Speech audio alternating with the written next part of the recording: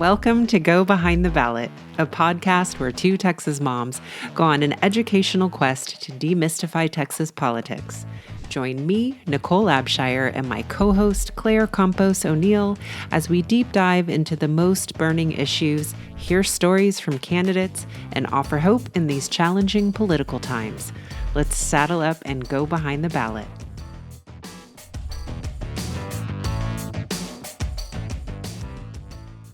Hey everyone, thank you for tuning in to Go Behind the Ballot. I'm Claire Campos O'Neill, and this is the part 2 episode to our conversation with Ash Hall. Ash came and spoke with Nichole and I about gender identity, gender ideology, helped us understand the difference between those two things, and just shared so much great information about what's happening in Texas. In this part 2 episode, we really dig into the Texas part of things and the bills that were passed in the last legislative session that impacted transgender Texans. And then Ash also shared with us this mandate that Governor Greg Abbott put forth, which called for CPS to investigate families with transgender children. There's been a lot of fallout from that mandate, a lot of debate about if that was even permissible. But it was really interesting hearing the perspective of Ash's about what the fallout's been and what these families have been experiencing and all the negative, just like a lot of the negative impact. So it was a really great continuation of our talk. There's a lot of information here, a lot for us to learn, a lot for me to learn. I'm realizing how many blinders I have, how much I want to know so that I can speak well about this and challenge a lot of my assumptions that I have. So thank you for joining us. We really hope you enjoy the conversation with Ash and me and Nichole. So here it is. Hi, everyone. Welcome to this episode of Go Behind the Ballot. Nichole and I are so excited to chat with Ash Hall. Hi, Ash. How are you? Pretty good. You? I'm doing good. I'm feeling somewhat rested, which is surprising because I have 2 little kids and they like to get into my bed early in the morning and I lose like an hour's sleep. But I don't know. I guess I had enough coffee to offset that. Yeah. How about you? Nichole said she had a little bit of a chaotic morning, but here we are. I did. We all made it though. Congrats. Yeah, right. We're Surviving here. chaos is sometimes just all you can hope for. Yeah. Yes. Well, when we have our guests on, we love to get a little bit of their origin story and find out who made them, who they are. So tell us, are you from Texas? Where'd you grow up? What was your upbringing like? Those sorts of things. Yeah, I am from Texas. I grew up in Houston. I spent the first 10 or so years of my life in sort of this kind of Gulf Gate, Magnolia Park area of Houston. So that was pretty inner city. I was definitely a minority racially, but my class status very much matched that of those around me. And then 10 years in, my family separated and my mom and my sibling and I moved to Clear Lake, which is very, very different from that kind of inner city area. That is where Mission Control is. It still has diversity, but a different kind of diversity. You're going to see more AAPI communities there than you would in the inner city area that I first started out in, and certainly more white people. But it made for an interesting adjustment.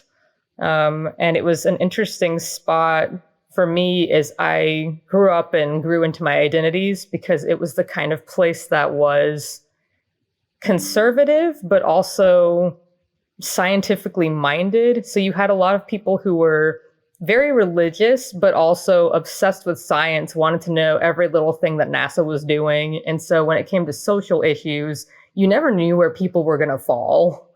So that made coming out really fascinating. You never knew how anyone was going to react. It made politics kind of one of those subjects that you never talked about if you could help it. There was a lot of polite discussion and a lot of subjects that we avoided. And so in a way, it felt like my political development was very much stunted by being in Clear Lake. And it was good for me to get out. Yeah. So Clear Lake is in Houston. It is. It's like a little suburb of Houston, southeast, very, very close to Galveston Island. Okay. We're about as close to the coast as you can get, which gets really interesting during hurricane season. Oh boy. Yeah. Fellow suburb kid, but suburb of Dallas. So I know exactly what you're talking about with the kind of politeness around anything that could be slightly uncomfortable. And Right. that's definitely my political background too, which is why I feel pretty late to the game, but I'm here and learning. But it definitely was not part of my upbringing because it just was not something you don't talk about that in polite company. We keep everything really nice. Yeah. Like I was lucky that my mom would talk to me about it at all. Like, so my understanding at a really young age, because the first election that I remember being aware of was Bush versus Gore, and my elementary school, which was in that inner city area, was interested in talking about that and having informal polls of the students and teaching them what voting was. And I asked my mom about it, and she said, like, Al Gore was the person to go with, and basically that the Republicans were kind of this mean party and the Democrats were the ones that were trying to help people. And I had no idea at the time how true that would end up being. But that was like a very helpful teeny tiny primer, and that was about as in-depth as it got for a number of years until I was significantly older. So it sounds like there wasn't a lot of discussion in your household regarding politics. Definitely not in the beginning, in part because my father was a Republican, and my mom, of course, was a Democrat. And so bringing that up back when they were together would have been a nightmare. And then, of course, when they separated, all I kind of knew was the Democrats were the nice people trying to help everybody. But at that point, we were in Clear Lake, and that wasn't coming up as much. And so my mom would go do her thing and vote, and I was paying attention to other things, music and band practice, and trying to figure out who I was. So, yeah. Yeah. We're always, I think both of us are very interested in how your upbringing shapes how you think about politics now, especially if it's very different from where you are now to where you were when you were younger, or where your parents maybe were. So I'm always like, tell me, what was it like? I'm curious about that experience. So that does beg the question. What is your political awakening? When did that happen, and what did that look like? Yeah. It gets really interesting. So had that sheltered high school experience, came out towards the end, at the time as gay. I didn't know anything about gender identity, and I had been walking around for years feeling very different, and not having any language for why. I knew that it helped to come out as gay, though. And so, all that being said, my high school was very competitive. It was close to impossible to get into the top 10% to be considered for the best universities. And so I did not make it into UT Austin, which would have been the best choice probably for somebody with my identities. But what I did do was go ahead and get duped by Baylor University. They had the second best psychology program, and so that appealed to me because that was what I wanted to study. But when I went to campus and visited beforehand, they lied to my face and said that they welcomed LGBTQ students and they were treated like family and there was nothing to worry about, and God loves all his children and all of that cute stuff that I now admittedly feel a little bit skeptical of when I first hear that from anybody. It's going to take a while, I think, to heal from that. But I can I pop in and just say, for people who don't know, Baylor is a Baptist university. It is. It's Southern Baptist. And as it turns out, not a very good place to go if you're LGBTQ at all. But I went there. I knew a few people there. Can I ask you real quick, Ash, was that because of like the professors, the faculty, the students? Like, where was that that lie? Like, where was it revealed that really wasn't what it was? Oh, like when did I figure out it was a lie? Yeah. From who? Like, was it all angles? Did you feel like there was any acceptance from anybody, be it students or faculty or anything like that?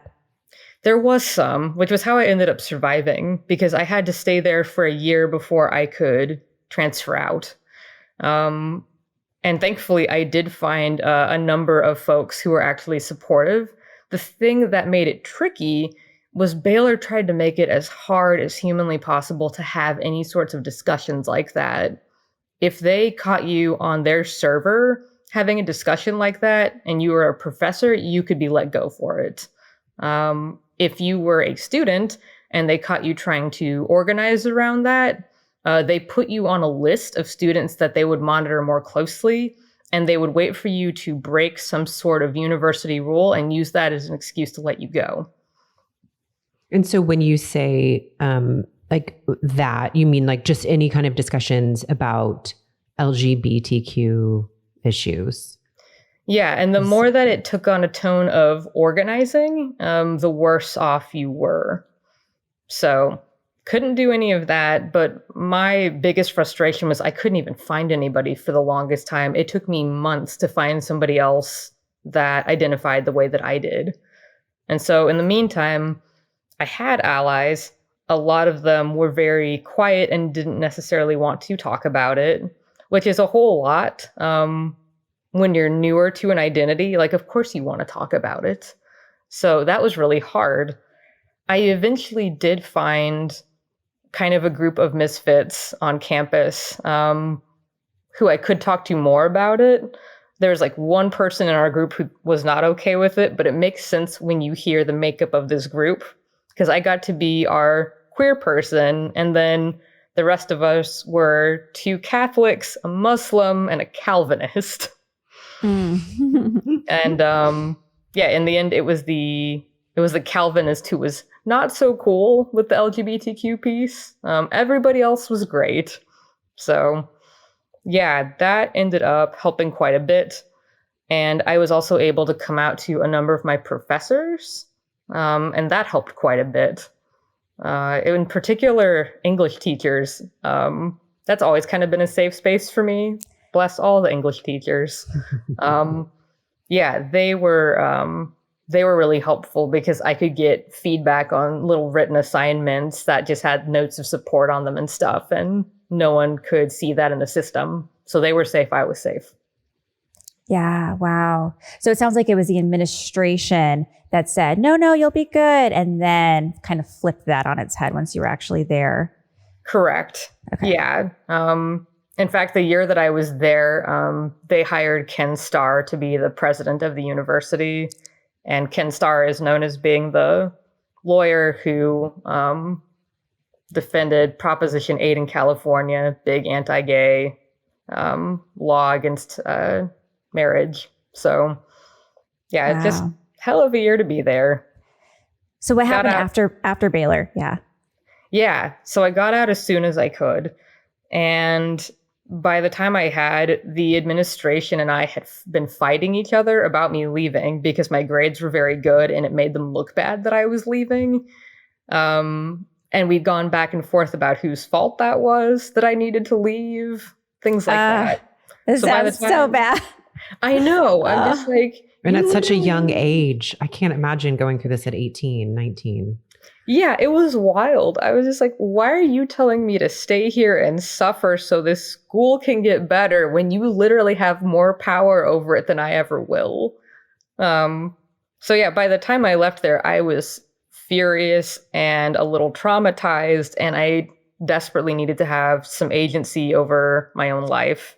So I got to UT, immediately joined like all the LGBTQ groups that I possibly could, including an advocacy group. And I started to like find my footing there and find my voice.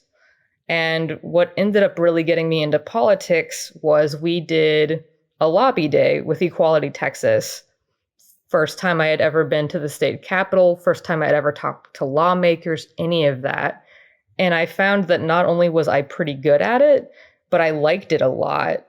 And so where I think a lot of students were happy that they did that and then went back to doing other kinds of advocacy, I kept going back to the Capitol by myself to keep meeting more people and keep learning about the system. And that ended up being the big political awakening for me. So it comes down to the difference between Baylor and UT and what options were available and what community was available. That I hear that thread, right? I definitely hear you were able to find a community. The other thread that I wanted to point out is like how your fight, I guess, against sort of institutions. And then you finally landed in an institution where you could find a community. And then I also am fascinated by the idea that you did that work at the Capitol and then kind of kept coming back. Like that really also was an awakening for you.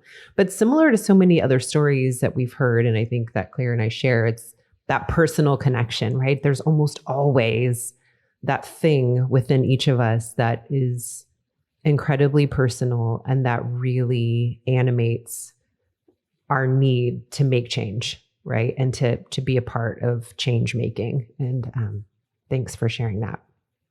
Yeah, absolutely. I know it's a bit of a longer story, but sometimes the origin stories turn out that way.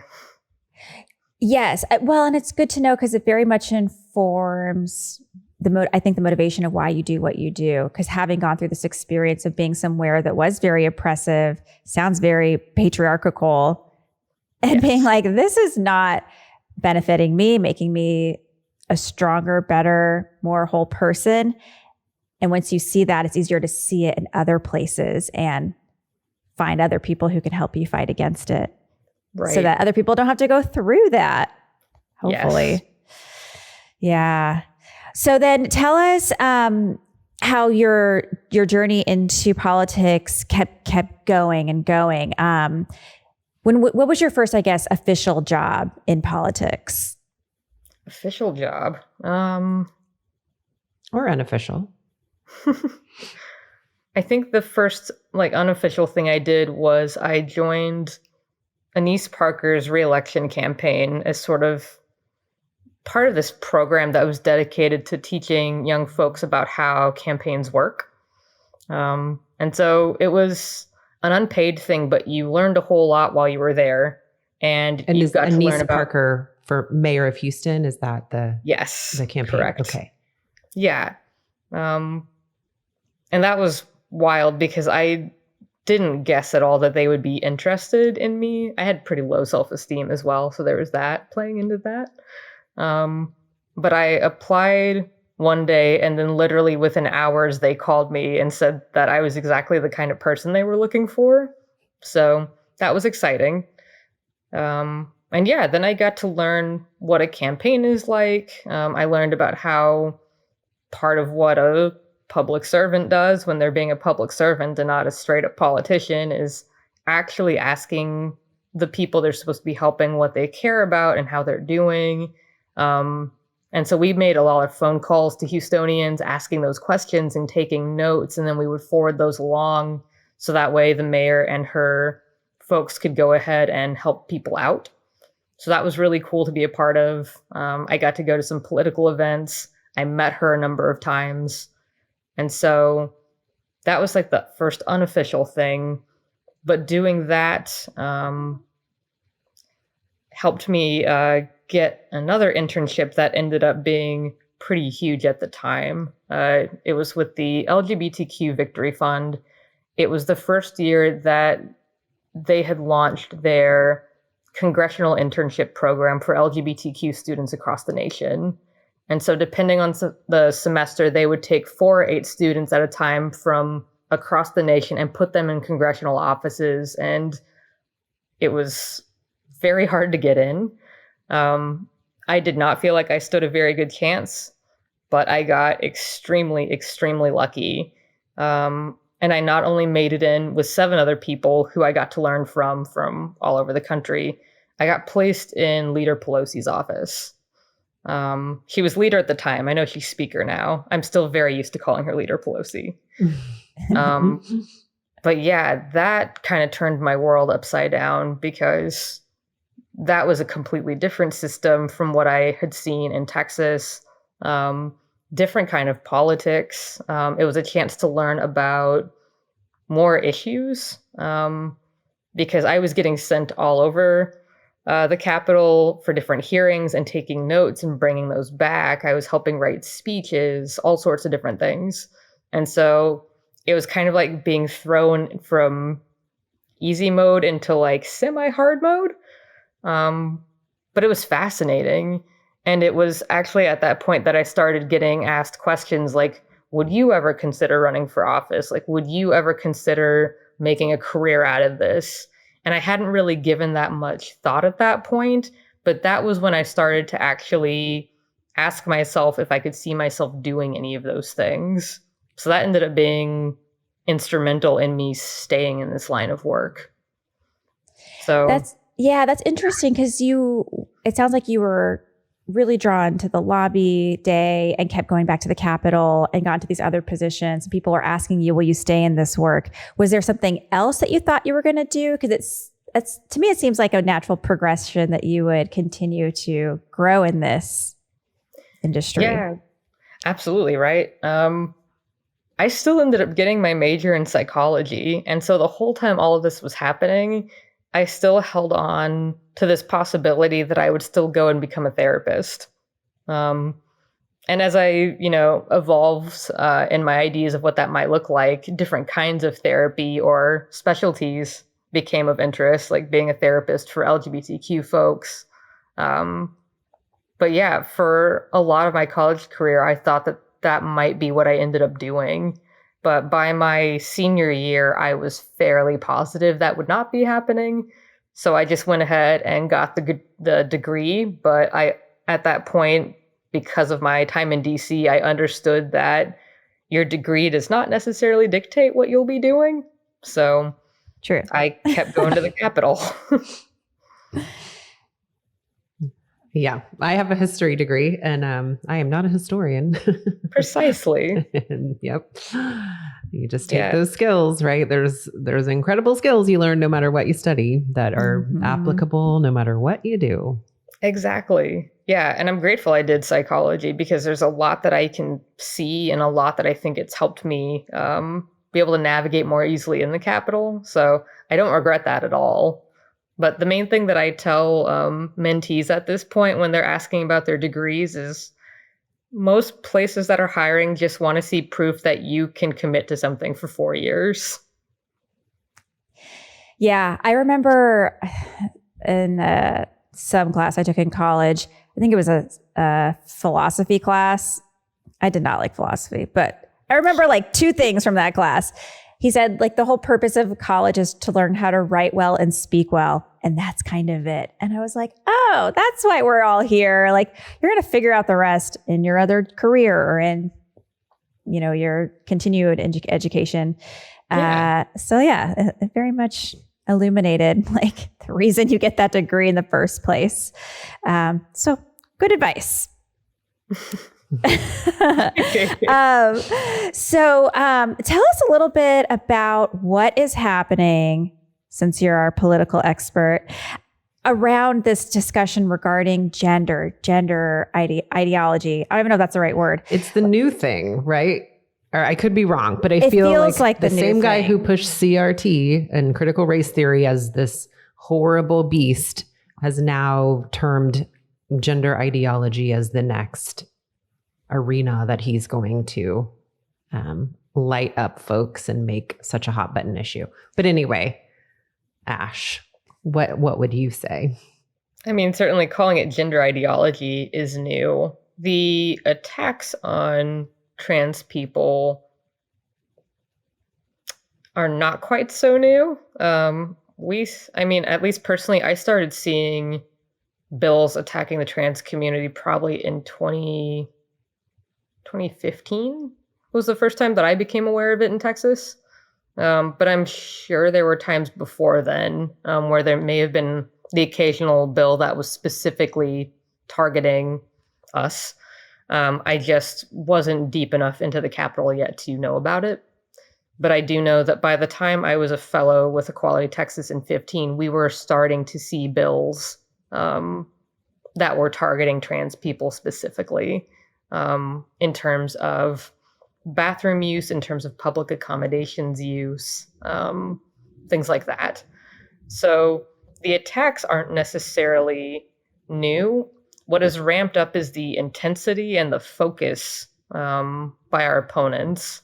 I think they have figured out that if they separate us trans people out from the rest of the greater LGBTQ community, it's going to be easier to take us down, which we've seen this with a lot of oppressors over, centuries, is the divide and conquer tactic. And so in a sense, that's not even anything new, but calling it gender ideology, coming up with these really wild lies about how parents are forcing this on kids, that's relatively new. It's kind of a hot mess. They've only to look at history to know that we've been here forever. Is gender ideology, is that not good? What does that mean? Is that even the way we should be talking about this? Yeah, I wouldn't exactly call it that because it's not ideology, really. But the idea, they're calling it a gender ideology because that makes it sound like political, and it makes it sound like something trans people are using to manipulate other people, right? Like when we think of ideology, that's kind of what a lot of us think of, right? Really it's a framework that's coming from the right. Yes. Okay. Yeah, calling it an ideology, that's coming from the right. So it's kind of saying like you think that you're this instead of you are this. Yeah, it's partially that. It's partially your parents want you to be this, your teachers want you to be this, liberals want you to be this, but you're not this. This isn't real. And if you think you're this, you're mentally ill. Okay. Is kind of what that is. Which, as we all know, that is extremely messed up because that's not how it works. And trans people have been here pretty much since the beginning of time. There's art and there are archaeological findings and anthropological findings that prove that we've been around forever. There would be more, but actually a lot of information on trans people going back further in time was actually burned by the Nazi Germany regime. So that's why there's not more. But yeah, calling it an ideology is fairly new, but all we've really been talking about in LGBTQ plus circles, in progressive circles, mental health circles, you name it. It's just a matter of talking about gender identity and expression and making it clear to people that there are more than two genders. You may or may not find that one of these genders works better for you than the one that you were assigned at birth. It's not a big deal either way because you're still human and worthy of dignity, love, and respect. But if you do fall into this broader transgender category, there are some considerations to make around your personal safety. And there's a journey you may have to go on if you find that you need to make changes to your body because the medical process is pretty intense and has a lot of roadblocks, as well as, for that matter, the mental health system and the legal system. So that's most of what those discussions were. And it was making sure that young kids in particular, but really anyone of any age, just knew that this was a set of identities that actually exists. And therefore, if they were already feeling some kind of dysphoria or sense of otherness, that they weren't alone. And that otherness isn't a bad thing. There's feeling different and feeling okay about that, and there's feeling different and feeling terrible about it. We would prefer that people feel good or okay about it because most of our differences are something to celebrate. So basically, conservatives took that whole model, that whole way that we were talking about this, and they have turned it into something that's supposed to be about child abuse and forced surgeries and no consent whatsoever for the kids. And it makes the whole thing sound terrible and scary when it's really anything but. The kids in the families where parents are actually accepting, they kind of lead the way on the process, and the parents are there as guides. And it's the same thing with doctors and therapists and everybody else who's kind of part of that kid's journey. But the kid leads the way. The kid is the one who decides what happens and what doesn't. Everyone else can advise as to when or what is appropriate based on age or development. But yeah, there's really nothing scary about it. Yeah. I'm trying to wrap my head around why some people are feeling so much resistance in this moment to this conversation about gender identity. And, all of a sudden it feels like we're asking people what their pronouns are, and even like non-binary. And like, it feels like there's a lot of newness, and that always, kicks up the ground for confusion and change. And there's so much resistance to that. So I guess I'm trying to figure out what my question is here, but how do we help people get over that discomfort and start understanding that adopting this language, accepting people, we're going to be better on the other side? How do we help those people get there? Yeah, I mean, that's part of what I'm trying to figure out. And it reminds me that as much as we need policy change, we also need culture change, and we can't have one without the other, without things not going well. And so on my end, I just try to be really reassuring. I tell people, folks who have identities like mine that are non-binary, we've always existed. We just didn't always have the words to describe who we are. And so now we do. We have found other people like us. We have found pronouns that work for us. And now we just want people to not only know who we are, but to respect who we are, because that's part of how we love each other as humans.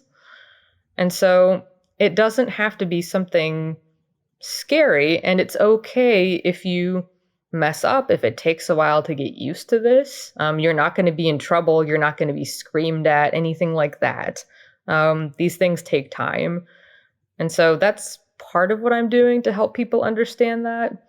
I also make it clear that it doesn't mean that you absolutely have to question your own gender identity. It doesn't mean that you have to take on a gender or anything like that, that you aren't prepared to take on. I think some people believe that we want everyone to be transgender, and it's like, that is not true. That sounds like a lot of work, for one thing. I think some of what makes people uncomfortable is realizing that because trans people exist, so do cisgender people. Folks who are not transgender, whose identities match what's on their birth certificates. And I don't think that would necessarily matter so much to people, but when you come into conversations about power and privilege and who is more likely to be a victim of violence, or who is more likely to not get a job, things like that, that's when people start to dig in their heels, because people associate privilege with being the bad guy. And it's really not the case. It just means that the way our systems are set up, you're supposed to have an easier time than another group of people with an identity that you do not have. It doesn't make any particular person a bad guy, but people are very resistant to the idea that they could have any kind of privilege because they feel that their own lives have been hard, or they have other identities where they do not hold privilege. And the thing is, as we know, we all hold a number of different identities, and the whole thing is very complex, and we'll have power in some places and none in others. And ultimately, the thing that needs to be changed more than anything are the systems that privilege some people over others and end up hurting different people. At some point in time, an identity that we hold will be attacked and we'll be hurt over that. And at another point in time, we'll be fine, but somebody that we have privilege over is going to be hurt and we won't even feel it. So, yeah, I think that's the scary thing, like identifying and truly seeing the power and privilege that we all possess in one way or another. Because I think there's that fear, like if I lose that privilege, if I lose that advantage, I will be alone, left in the dust, whatever, not be able to provide for myself.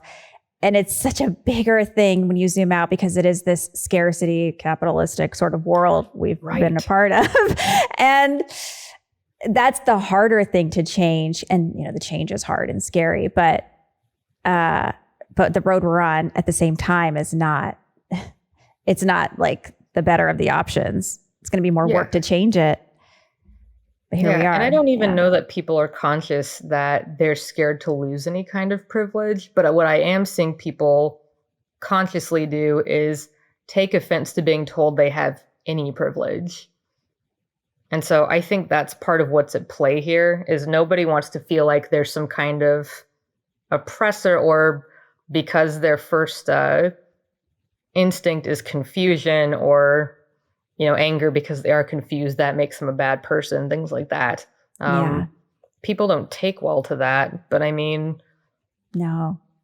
It's true though. Like your privilege actually has no standing on whether or not you're a good or bad person. Your actions determine that. That's been the struggle. And I think I'm seeing a lot of resistance in particular from like cisgender women, especially cisgender white women. When we start talking about trans women, especially Black trans women, and the particular struggles that they face, because I think cisgender women, it's so interesting. There's this desire to overturn patriarchy for a number of them, even though some of the more conservative ones absolutely cling to the power they're granted by being with a man. But there is sort of this camaraderie that is found in having an oppressed identity. And I think what I'm seeing is a number of cis white women do not like the idea that they could have power over another gender. It flies in the face of this identity that they've created for themselves, especially if there's something of a victim complex there. And so they're willing to gatekeep what it means to be a woman. They're willing to say that there are only two genders, that sex rather than gender is the only thing that matters. By which I mean we're talking DNA, chromosomes, secondary sex characteristics.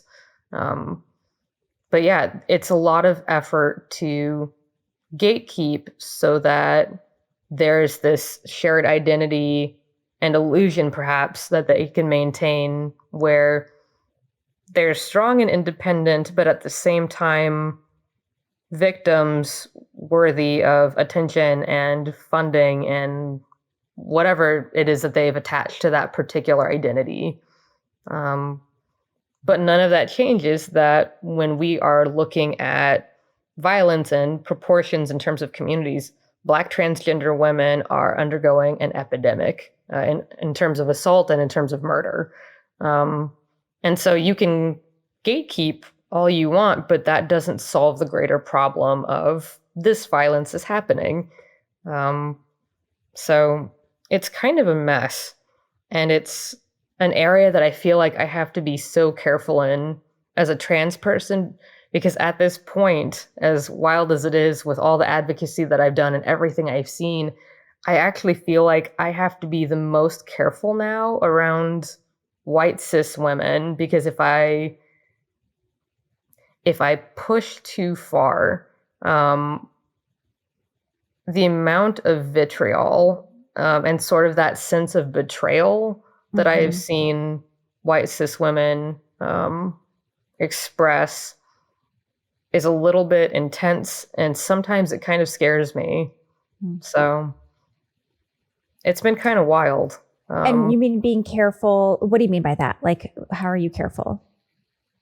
Like explaining gender identity and expression and transphobia versus sexism versus trans misogyny, and like how we fit race into that and intersectionality. All of these conversations, they're very important conversations that desperately need to be had. And it's interesting because I'm finding that for the first time in my life, I am starting to get really nervous about having those conversations with cisgender white women.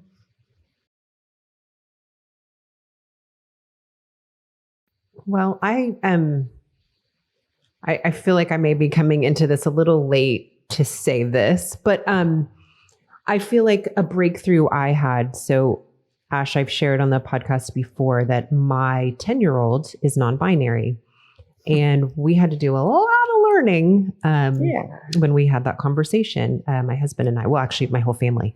And so one of the like sort of quick moments of tension that it brought up was that we knew, and we also knew that we were going to be heading to West Texas for Christmas within a couple of months of This Is My Child Cassidy announcing that they were non-binary. And so we kind of went, not a tailspin quite, but a little bit of, okay, so how are we going to handle this with our very conservative West Texas family? And so I decided what would be best was if I wrote a letter to them, just kind of detailing what to expect, and we're going to be coming, and this is what you're going to see when we get there, so that everybody could have, kind of their own private reactions. But what I found as I was writing the letter was that I needed to do some education, share the education that I had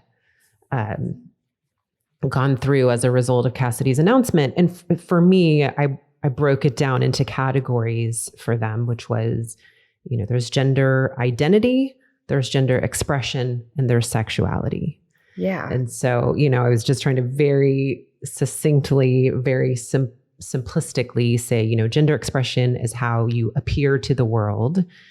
Gender identity is how you identify yourself. And then sexuality, of course, is who you're attracted to.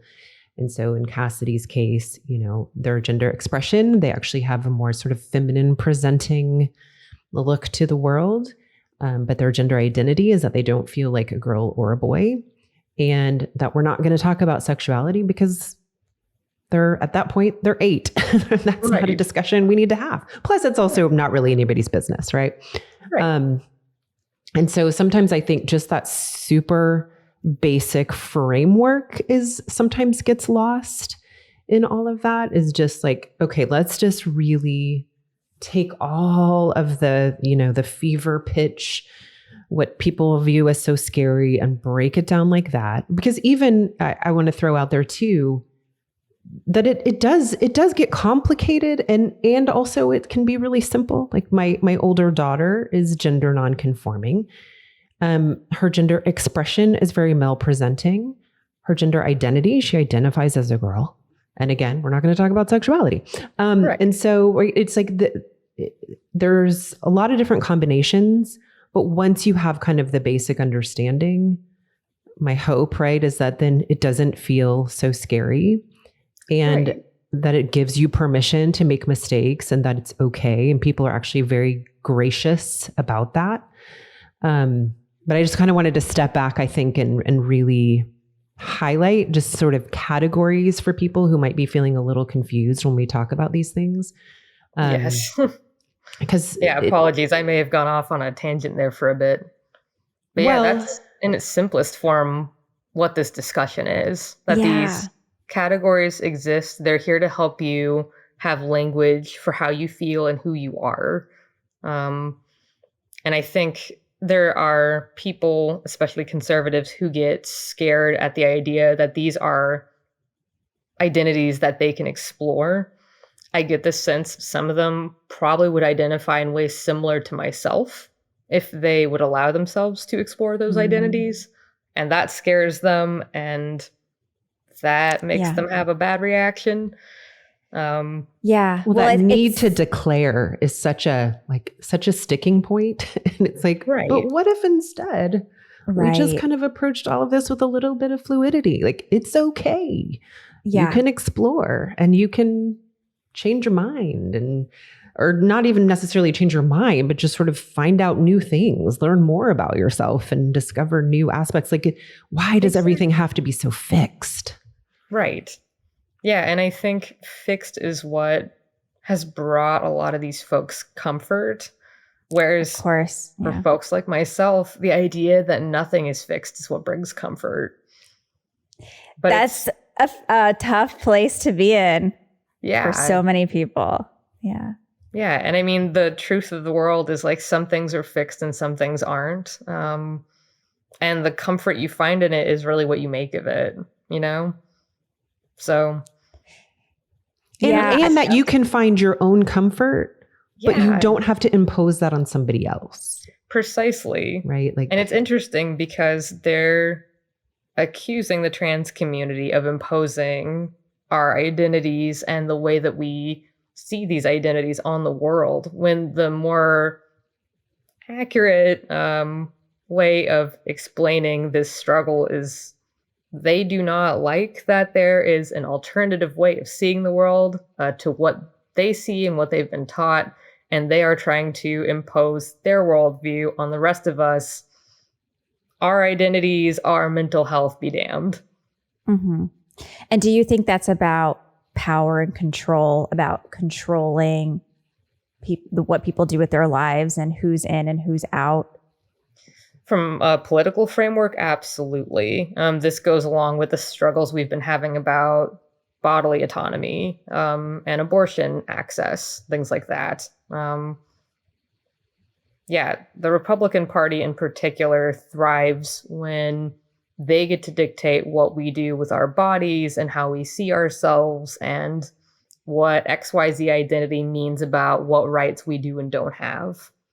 Because their whole thing is making a certain class of people feel incredibly special, and then the class below that gets to spend their lives feeling hopeful that they will enter that class.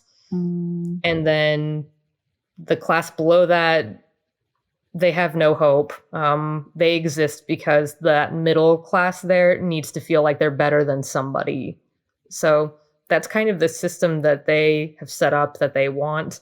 And so people who are trans, LGBTQ, Muslim, Black, Latina, AAPI, you name it, anyone who is different from that kind of like white, cishet, Christian, idealized model that they have come up with exists to be controlled or to serve as the basis of somebody else feeling better than. Yeah. It's crazy because like this structure is a scarcity model. It's a pecking order. And yet the people at the top, I would say they love that they really like to see themselves as, like you were saying, victims being oppressed. And it's like the upside down, you know, like how can you believe in this totem pole and yet you're the ones on the bottom in your minds? So it's very strange. But it's working for them. It is. And it's odd. I've met people who grew up in these environments where they did have quite a bit of privilege, but they were taught by their church groups, they're practically cults in some cases, to be completely real with you, but they've been taught that by virtue of being Christians, white Christians, etc., they are actually victims. The world is going to treat them terribly, and they must cling to their faith in each other and be ready to, I guess, go out the same way Jesus did. It's fascinating and seems to kind of miss the point of the Jesus story in the first place. But yeah, it is wild. It is very much that upside down feeling of how can you possibly see yourself as being such a victim when you have so much more than so many people, when there's this whole system that is designed to make sure that you are comfortable at the expense of other people. Yeah. And yet you still don't feel secure. You still don't feel like the winner. So it's so broken. It is. Yeah. You're supposed to feel like you any day could reach the point of being like a Jeff Bezos or an Elon Musk, and at the same time be fearful that you'll lose everything. And so you stay in this place of like hope and fear constantly and never feel fully settled. And that makes you easier to control. And it makes it easier for you to not pay attention to the systems that keep you in that bind. Yes. Thank you. That is something that's like, what we want to do this podcast is reveal those systems because they are very much at play. But we're so busy, like you said, caught up in these emotions that we can't even see it for what it really is. And then ask, how do we feel about this system? Do we like it? I don't like it. I think a lot of people, when they're really honest with themselves, will say, I don't like feeling this way. I don't like being spun around. And, I really want to solve these problems, but you can't until you name it, recognize it, confront it, and then strategize how to change it.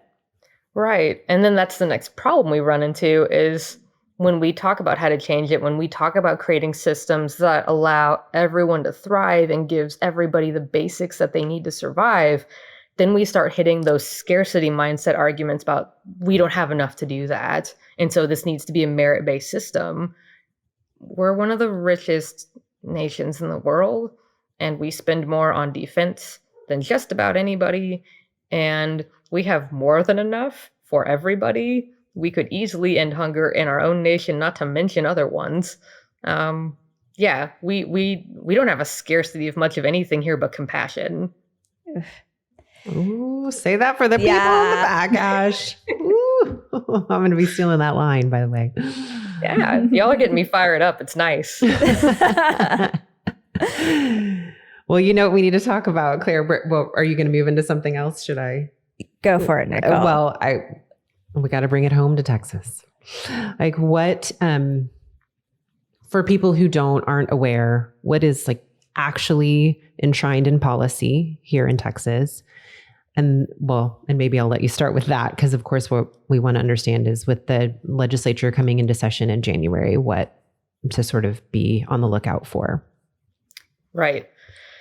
The one thing that is truly explicitly anti-trans that is state law at this point is the anti-trans student athlete bill. So if you're a trans student, at the very least in a public school or playing in like a public school like sport program like UIL, for example, you do not get to play on the team that matches your gender identity. It is now explicitly about what sex you have or what gender is on your birth certificate, what was on your original birth certificate, I should say, because you can actually get that changed. And now what's really dangerous for a lot of trans people is the Republican Party saying, we don't care what you change it to. The original is the only thing that matters, which takes away some of the rights and flexibility legally that we've been afforded by being able to change our documents.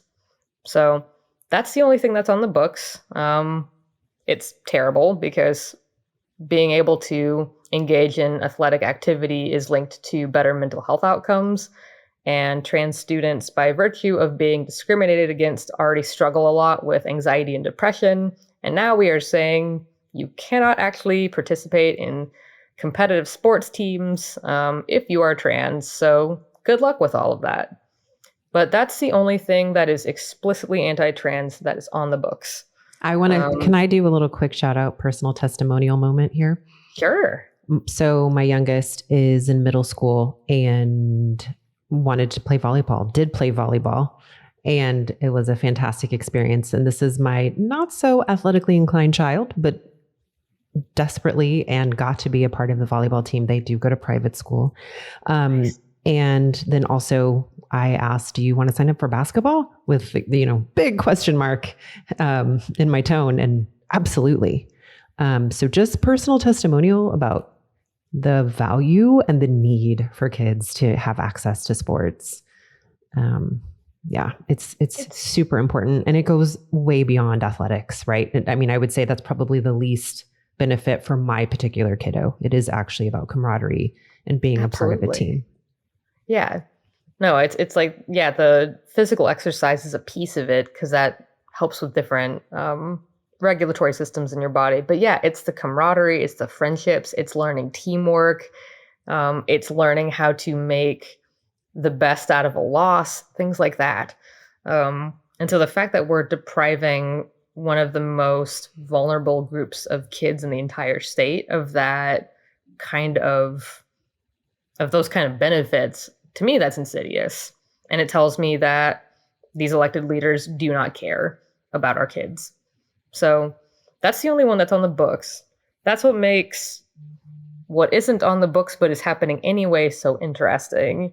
So even though this is not on the books, it's not a law, anything like that, in addition to that, Greg Abbott also mandated that the Department of Family and Protective Services should start investigating accepting families with trans kids, and have CPS look into these families, investigate them, determine if there's any child abuse happening.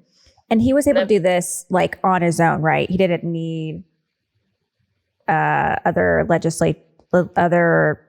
elected officials to back him up. It was sort of like an executive order, so to speak. Like, I decide this is happening. Is that how that worked? Yes and no. That is how he attempted to do it. Whether or not it's actually legal, that's been a really interesting fight in the courts. And ultimately, the courts determined that he was not really allowed to mandate that of the agency because the legislature didn't pass anything saying that that was the law. However, the agency has chosen to go ahead and do this anyway. And so a number of families have been terrorized by this. Like, we're talking small children ages 5 to 8 crying and thinking that their families are going to be ripped apart and it's all their faults because a group of adults has decided that this is appropriate behavior for them to take. And so the result has been kind of a mass exodus out of Texas by a number of these families, which is extremely painful to watch. Yep. I know a family that moved. Yeah. Yeah. And so now we have young kids saying goodbye to their friends and their families and the places that they grew up, and having to be reassured by everyone in their life that it's not their fault. And I do believe that as they grow older, they will understand that. But right now, I imagine it's hard for a lot of them to not feel like this is their fault and if only they weren't trans, right? So again, another really insidious action by our state government. But yeah, that's been the result. The families that have stuck around, it's been a lot of counseling and crying and a lot of talking to lawyers, a lot of leaning on community, trying to keep a low profile, that sort of thing. And then a number of us have been showing up at the department hearings and speaking out against this over and over again. And I think we got told most recently that it's quote unquote not a big deal. It's only 13 families. And it's just like, that is 13 families too many. And if it's quote unquote not a big deal, maybe you should stop the investigations. Well, and let's talk about the chilling effect, right? It may be 13 families, but I mean, I can share my experience, which is that it scared the ever loving you know what out of us. Absolutely. And so then there's the scramble for how do we secure our safety as a family. Right. God, I always get super emotional about this, but yeah, it was really scary. And I'm so lucky. I mean, I get to speak from a place of privilege on this. You know, my kids do go to a private school that is incredibly accepting. I felt very confident that I could immediately, and I did, email the school and say, can you please reassure me that if somebody shows up to campus, you will not allow them to interview my children? And immediately they said, of course. So I knew I had a shield, you know, in that space. I also, again, I have the privilege of being able to send my kids to private school, and that is unbelievably lucky and privileged. And I can only imagine the terror and the fear that other people feel. And yeah, it's real. Even if it's not your particular family that's being investigated, you feel exactly, I think, what we're meant to feel, which is incredibly fearful. Right. And first of all, I'm sorry that you've had to go through this. This is exactly why we fought so hard against this, was so that you and your family would not have to go through this.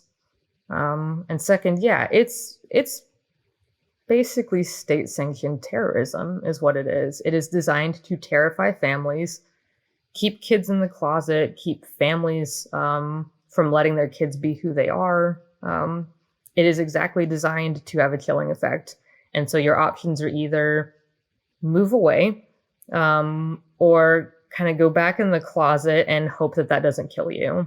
And that's not okay. So these 13 families that are, I'm assuming, being investigated, like, what has that looked like for them? What's that experience been like? It is. I mean, are they showing up at their schools? Sorry, Ash. Are they showing up at their schools and interviewing the kids? Like, what is I this? don't know as much about them showing up at the schools. I assume that has probably happened, or at the very least, phone calls have been made. Most of the stories that I hear about, it depends on the CPS caseworker. The ones that are more aggressive are the ones I'm most concerned about. Those are folks that keep making phone calls, that keep knocking on doors and demanding to speak to the kid. It's basically harassment.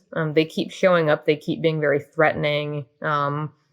They try to look into personal data for each member of the family and try to see if they can twist that into a way to force the kid to talk to them, things like that.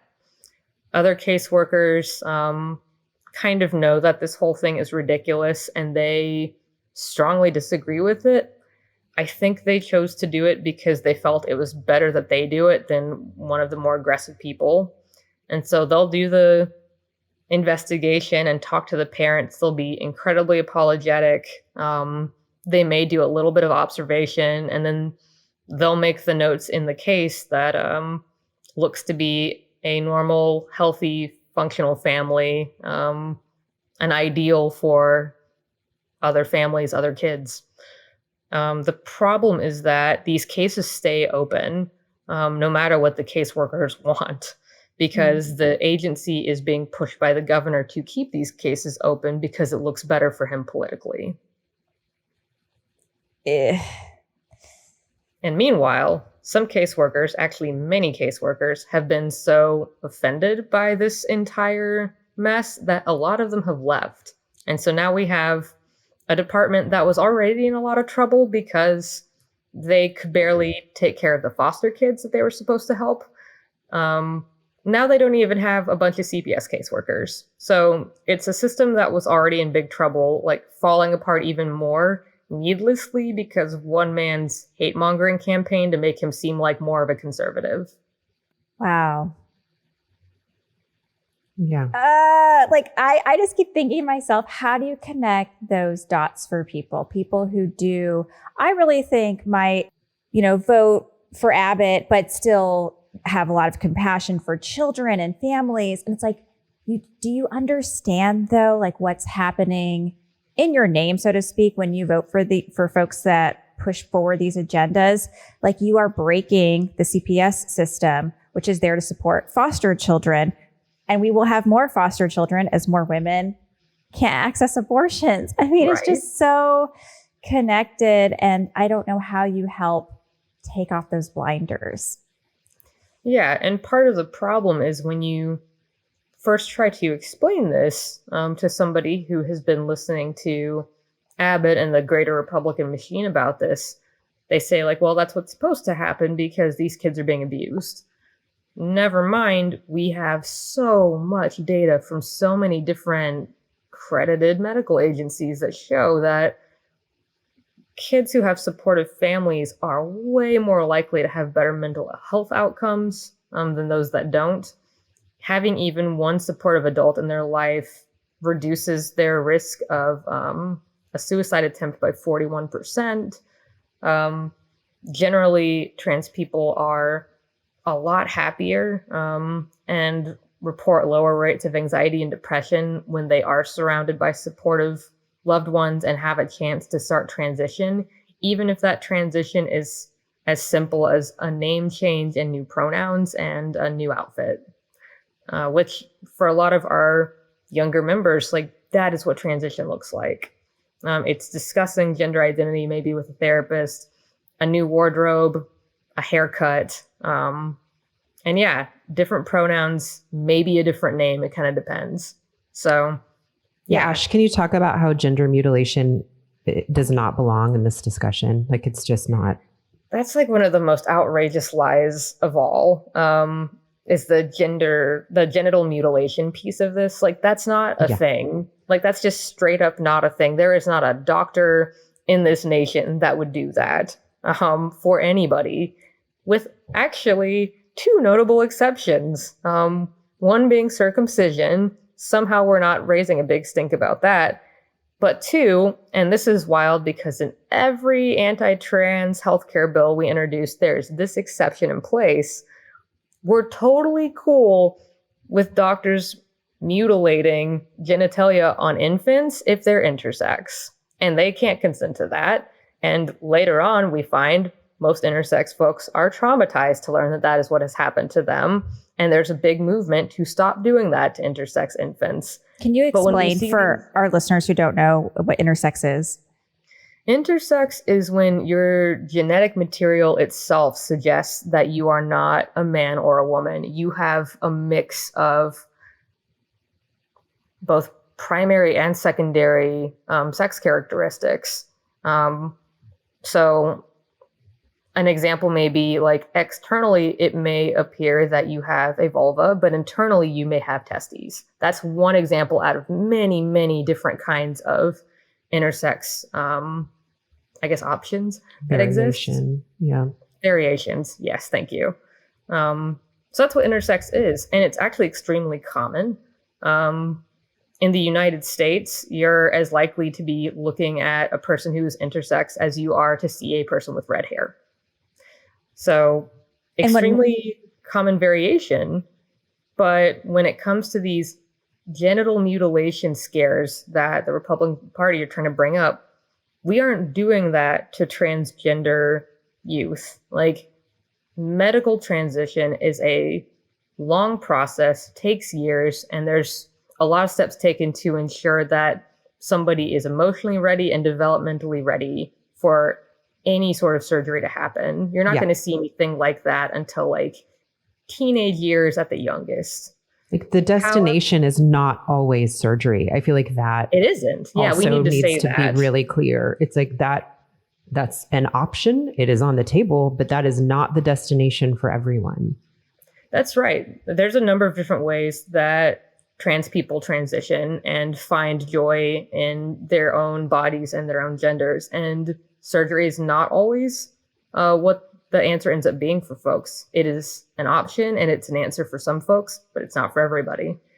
It's just wild to me that we're accused of this, but then in these same bills that purport to ban genital mutilation, there's literally an exception in there for surgery on intersex infants, which tells you that the cruelty is the point.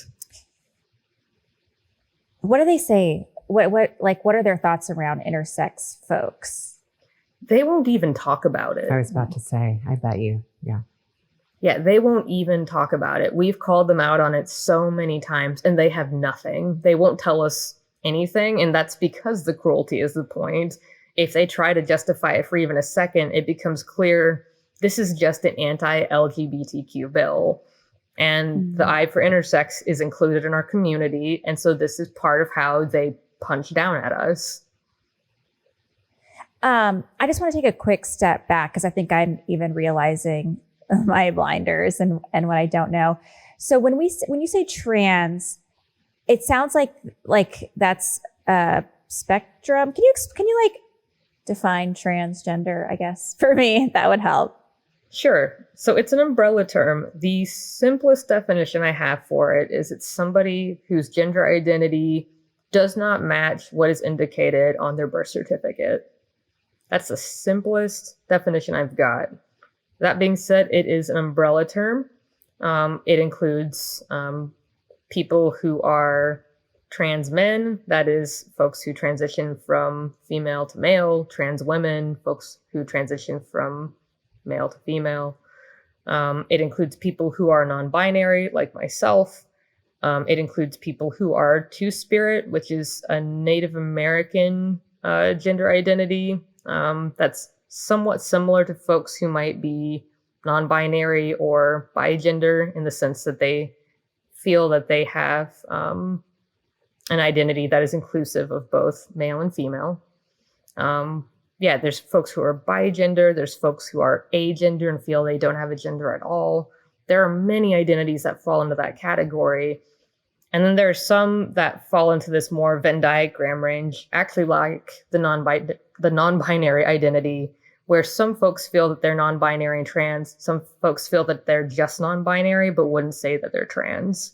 So it's a fascinating umbrella. Some people are directly under it. Some people are just outside of it, or partially in, partially out. So, yeah. Okay, that's helpful. Do you think part of the backlash is that we're finally naming these things and recognizing them, and people are like, oh man, this is too much. I can't keep up with this. I don't want to change. So we've been naming a lot of these things for years, and that has always come with backlash. I don't know if it's less that people can't keep up so much as they don't want to, and they don't want to complicate their worldviews. That's what I was going to say. It sounds like the symptom, right? But the actual illness is not wanting anything to be different or to change, even though it's like it's always existed, right? But the awareness and the need to acknowledge is what feels different. Yeah, I think what offends people more than the fact that the terms exist is the fact that the terms are more widespread now. And that's what makes this whole effort to shut us down and make us invisible so interesting. Is it's not like these terms are going to magically go away just because you pass some laws that make it harder to experience being trans safely in public. The internet will always exist, presumably. These terms will continue to grow and evolve. We will always be here. I mentioned before that Nazi Germany attempted to erase a lot of our history. They also attempted to erase us. We were one of the groups that was rounded up and put into camps and annihilated. We still keep popping up in cultures, countries all over the world. We've always been here, and we're going to keep appearing in the world. I don't know what the meaning of life is. I don't know why trans people exist or don't, but personally, I'm happy that we have so much variation in our cute little human species, because I think there's a lot that we can learn from each other, and that these differences are something that we can celebrate. I think there needs to be a lot more celebrating around difference as opposed to being freaked out by it. I know. It's just so, like, the go-to is freak out, freak out, freak out. And it doesn't need to be. Yeah. I feel like one of the easiest examples I have for this, maybe allegorically, is Fiesta in San Antonio. Like, that is an event that celebrates, like, everything, like, Latine, Hispanic, just like all of that, like the community relationship between Texas and Mexico and like all of that, right? And the grand majority of people I see there, I would say, belong in those communities. But you also see people of all sorts of different races and cultures and ethnicities there. And everyone's welcome there to like participate and celebrate and have a good time, because that's an event where difference is celebrated. Like, this isn't about that white norm that I think a lot of the conservatives are really obsessed with. We're focusing on this particular culture today. Come celebrate the difference, have some good food, listen to some good music. It really could be that easy. Ooh, like I like that hopeful note. It could be that easy. It could. Culturally, it could be. There's still issues to figure out around systems and privilege and power. But in terms of our culture, it could absolutely be that easy. I love that. Yes, same. I'm wondering, what is the message, or what do you wish people who maybe don't identify as LGBTQIA plus or allies, who are sort of sitting on the sidelines, like, I don't really know how this impacts me. What's the message to them? It impacts you more than you think. If it doesn't yet, it will. And also, there's an Ann Richards quote that I think about all the time, because the first time I heard it, I got happy chills. And it's, why should your life be just about you? Oh, that's good. I love that quote. Mm-hmm.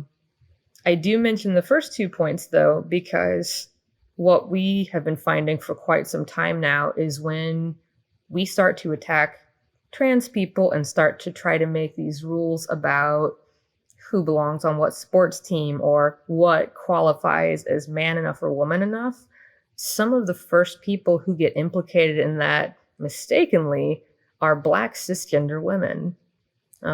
We've seen this many times over looking at sports requirements.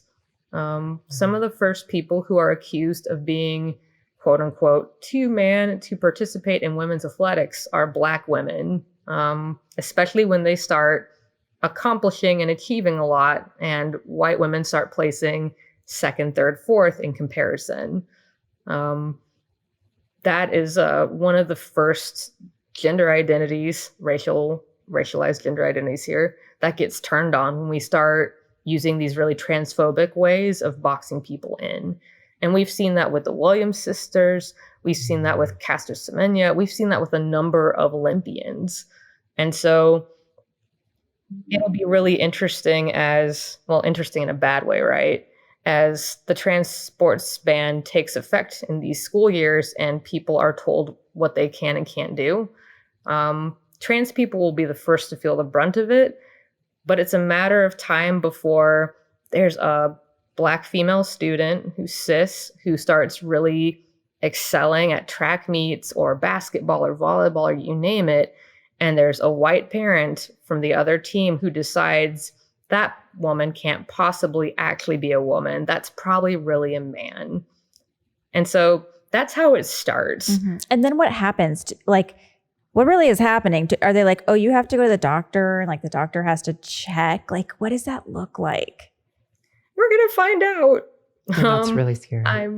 It's ridiculous. Yeah. It's just like, this should not be happening. Can we talk to, like, I love what you're saying, because what all of this, like, sort of what seems almost casual, I can't think of a better way to put it, how much that seeps into the culture.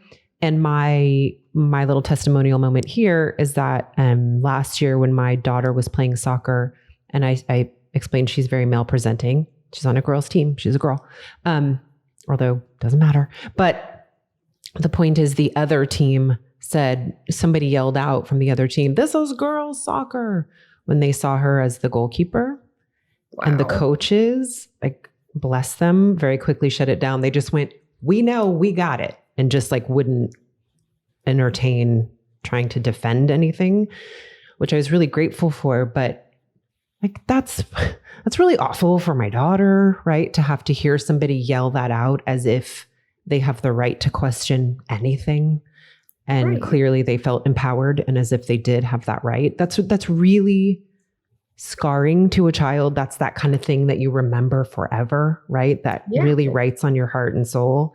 And so beyond all of, like, you know, the big things that we're talking about, there's also those little moments that people feel empowered to step outside of the bounds of respectability and kindness, and they just feel all rights to do it. Then I would imagine that those people won't even think twice about that thing that they yelled out so casually. But that's the kind of stuff that for kids is deeply scarring.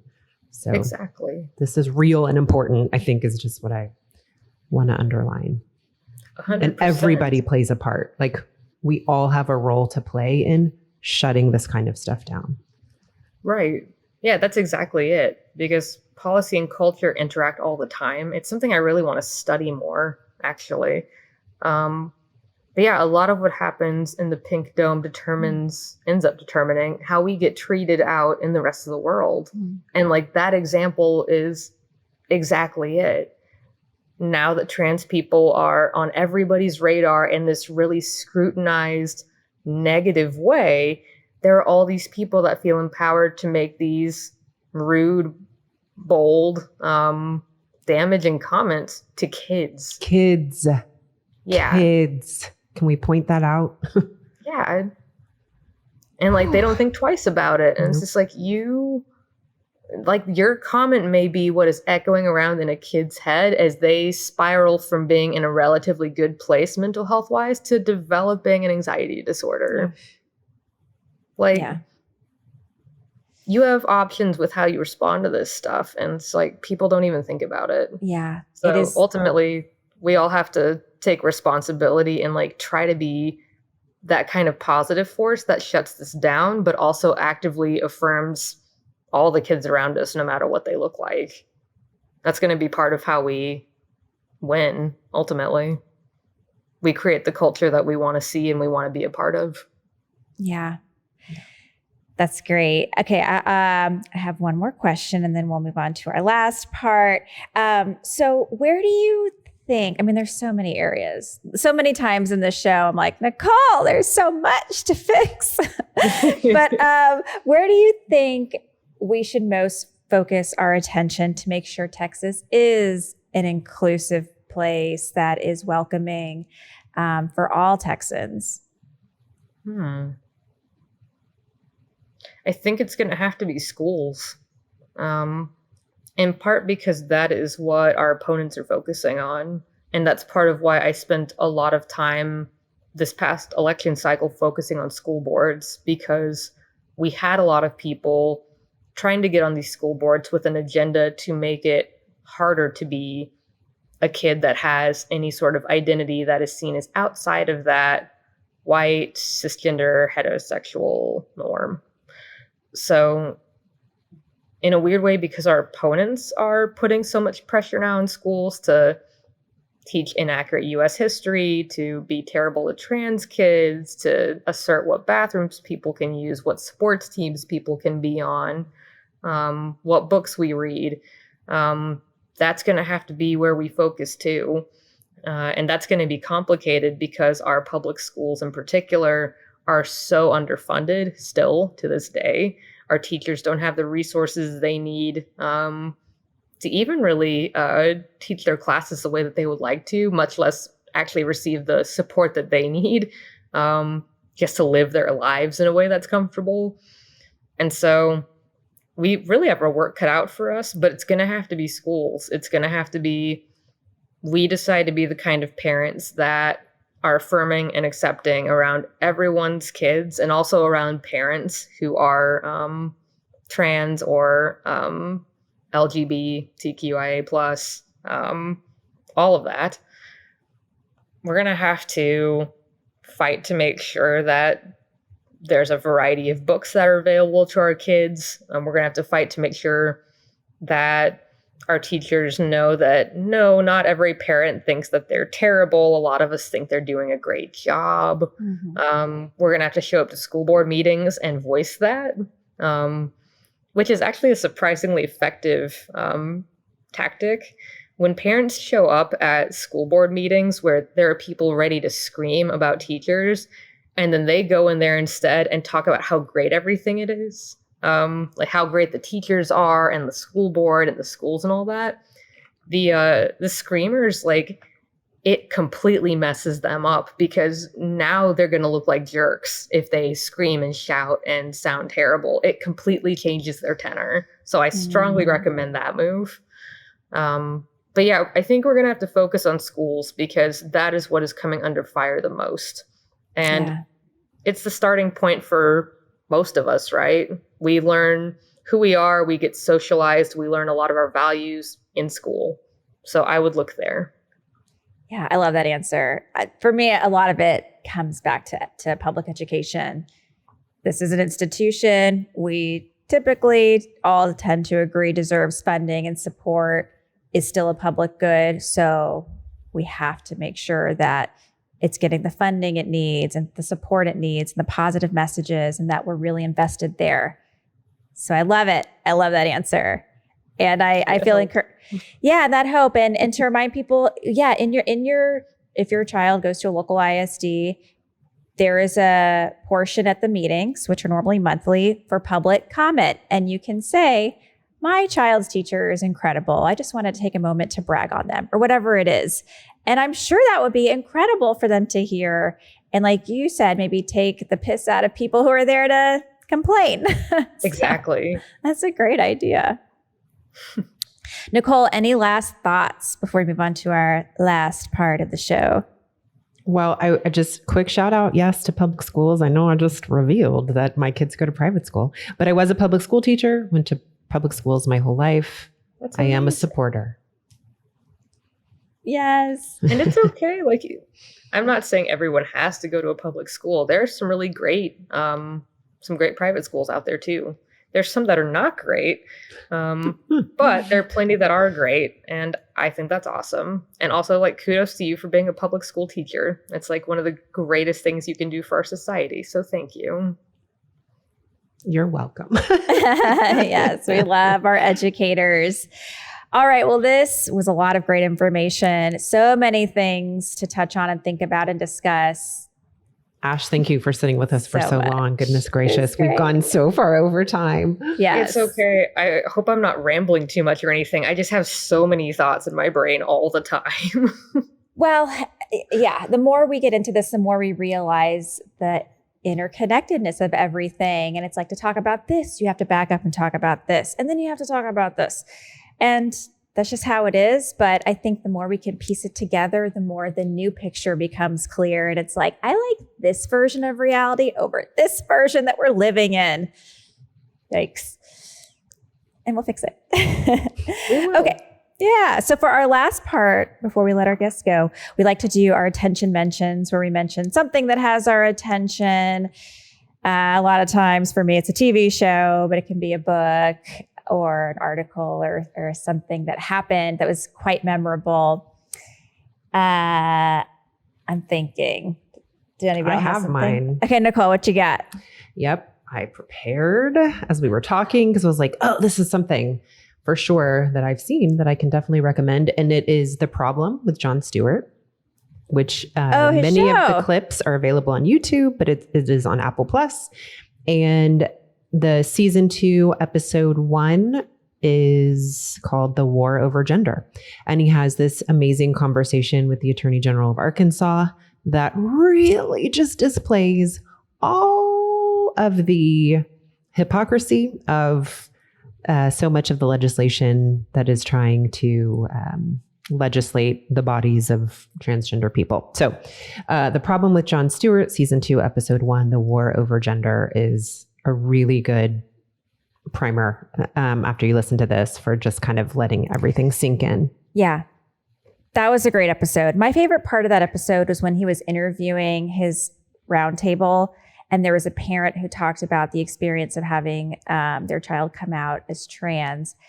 This was a person who was in a very conservative community in a church environment, and how this isn't great, but this is a story, how abandoned that person was by their community. And I was like, are you kidding me? And I think Jon Stewart asked, did this experience that you went through change anyone's mind around you? And the parent was like, sadly, no. Yeah, sorry, BW Downer, but I was like, surely when you see someone that you care about go through this, that has to have an impact. And maybe it did. And they were quiet, those around were quiet about it. But that's the thing I hope that we get some movement on, is these people who are like nearby start to wake up and say, this person's hurting and I have to help them, and be a support system. And that's not a downer. I mean, I think it's an interesting lesson in making sure the community that you're in really is the right community for you. True. And like really is going to support you no matter what happens, you know? Yeah. I like that spin. Okay. Do you have anything, Ash? I figured out what mine is. Yeah. I'm having trouble thinking as much about like a specific like show or anything. I recently went to the Texas Book Festival, and so I just want to give that event a shout out. I feel like if you're a Texan and you've never been, you should try to go at least once. It's every fall in Austin at the Capitol and around the Capitol. You get to meet authors and hear them speak. There's books for sale everywhere. There's books for free everywhere. A lot of people bring dogs for you to pet. There's food trucks. I mean, it's just kind of a gorgeous little event. And it's just neat to be surrounded by so many different people who are all there because they're interested in learning and they're curious about the world around them and the people around them. So I guess that's what's on my mind lately, is just how much I love that event and how I wish everyone could go at least once. Yeah, thanks. One of my for closest that. friends growing up, her parents, that was their yearly couple trip was they would come to Austin for the Texas Book Festival. Yeah. I can even still see the La Quinta in my mind where they stayed downtown to go to the festival. Yeah. Okay. I have no excuse. I've never been, but I will go now. I will make sure, because I live in Austin. How much easier could it be? And free books, sign me up. I love free books. Oh yeah. Okay. My mention is this documentary I saw on Hulu called God Forbid, the Sex Scandal That Brought Down a Dynasty. I saw this and I was like, whoa, this story is messy. Just a quick little recap for y'all not familiar. It follows the sex scandal of the Falwell couple, Becky and Jerry Falwell Jr.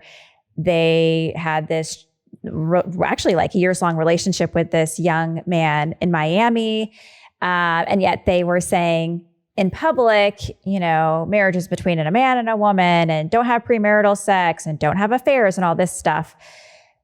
They were saying that Jerry Falwell Jr., for those who don't know, is a president of Liberty University. His father, Jerry Falwell, created the religious right, the moral majority. He really activated that voting bloc.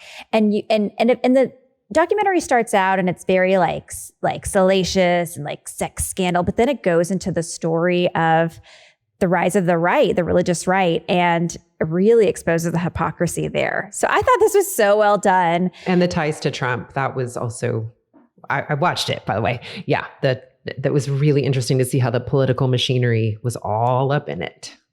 Yes. And these folks, I've read reviews or comments about the documentary, it was great until it got political. And I was like, y'all, the point was that these people are political. So you have to tell that part of the story to make it whole and to really understand why this sex scandal matters to us. Right. Otherwise, it's completely unimportant. That's just a marriage Yeah, it's story. their life. Who cares? Yeah. It sounds like they didn't read the previews or anything and we're just ready to judge some people. Probably. Yeah. So y'all should check it out and let us know what you think, because that was an interesting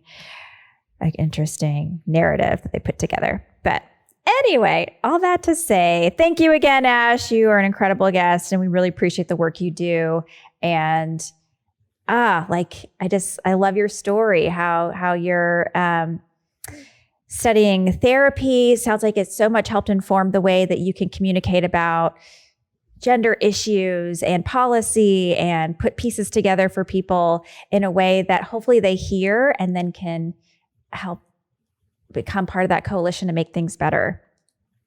That's the goal. And thank you for the support and the love on that.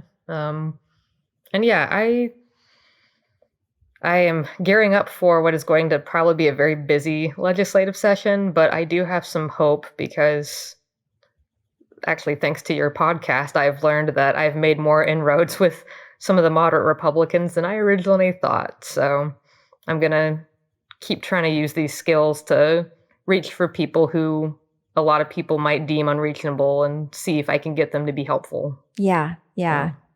I think Thanks for your willingness to do that. Oh, yes.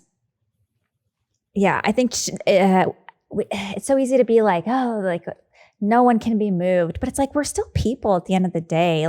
We can still, there's always hope.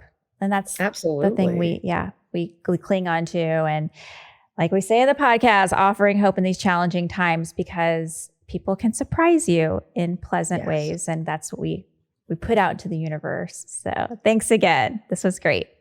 Thank you. Thank you, everybody, for joining me, Nichole Abshire, and my co-host, Claire Campos O'Neill, on Go Behind the Ballot.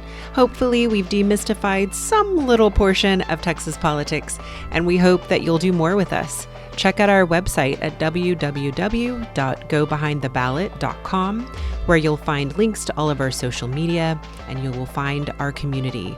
Let's join together and do more. We hope you'll let us know what is working, and we hope you'll join us next week. Thanks, everybody, and have a good one.